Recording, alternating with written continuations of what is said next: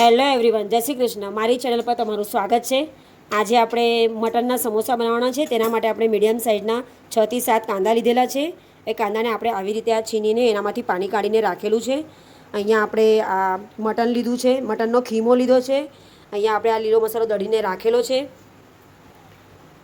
આપણે જોઈ શકીએ છીએ આપણે કઢાઈમાં આ મટનનો જે ખીમો છે તે ને કાંદો આ મિક્સ કરીને આપણે આવી રીતે અહીંયા ફ્રાય કરવાનું છે.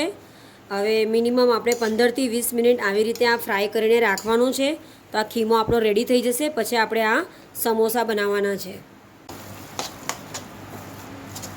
આપણે અહીંયા જોઈ શકીએ છીએ લીલો મસાલો ઉમેરી દીધો છે, હળદ, થોડુંક લાલ મરચું, મીઠું બધું ઉમેરી દીધું છે. આવી રીતના આપણો આ સમોસાનો હાજો રેડી થઈ ગયો છે.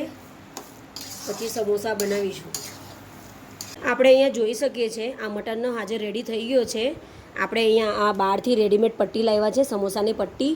ને આવી રીતના આ મેદાનો આપણે લાઈ તૈયાર કરી છે. ને આવી રીતના આવી રીતના આપણે સમોસા ભરવાના છે. આને મટનના સમોસા કહેવાય છે. આવી રીતના મટનના સમોસા ભરીને વરસાદની સિઝનમાં ગરમ ગરમ તળીને ખાવાના, તેની મજા કંઈ અલગ જ હોય છે. આવી રીતના લાસ્ટમાં લાઈ લગાવી દીધી છે. આ તમે જોઈ શકો છો. આવી રીતના આ સમોસા મારા 4-5 ઓલમોસ્ટ વળાઈ ગયા છે. તો પાછા ફરીથી તમને જોવું હોય તો જુઓ. આવી રીતના આ પટ્ટી લેવાની ને આવી રીતના અંદર આ હાજો મૂકવાનો ને આવી રીતના આ સમોસાને ફોલ્ડ કરવાના અને લાસ્ટમાં આ લાઈ લગાવવાની છે. એટલે તમારો આ સમોસો રેડી થઈ ગઈ. આપણે અહીંયા જોઈ શકીએ છીએ ઓલમોસ્ટ આપણા બધા સમોસા વાળીને રેડી થઈ ગયેલા છે. આવી રીતના તમારે વાળવાના છે આ સમોસાને. જરીક પણ આમ ખુલેલા હોવા નહીં જોઈએ, તો તરતી ફેરી આપણે પ્રોબ્લેમ નહીં આવે. હવે આપણે એને આપણા સમોસા વાળીને રેડી થઈ ગયા છે. હવે આપણે એને ફ્રાય કરીશું. આપણે જોઈ શકીએ છીએ આપણે આ સમોસા વાળીને રેડી કરી દીધા છે.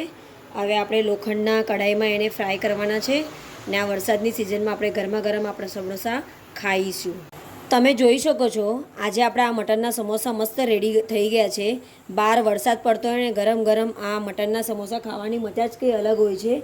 આજની મારી આ રેસીપી તમને બધાને ગમી હશે તો પ્લીઝ મારી ચેનલને લાઇક, શેર, સબસ્ક્રાઈબ જરૂર કરજો. Good bye.